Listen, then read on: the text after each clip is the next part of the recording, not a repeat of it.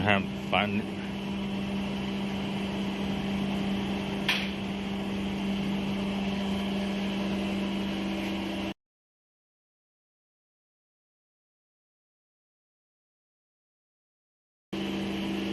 然后点开始升级，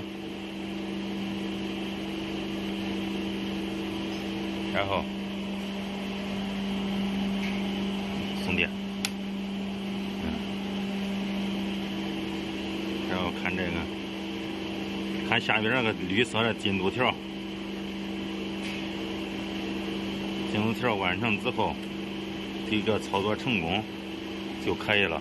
然后拔掉下边这个。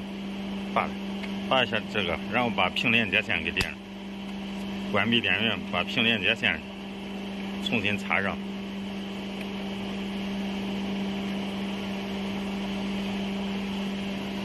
送上电，然后来到这前边。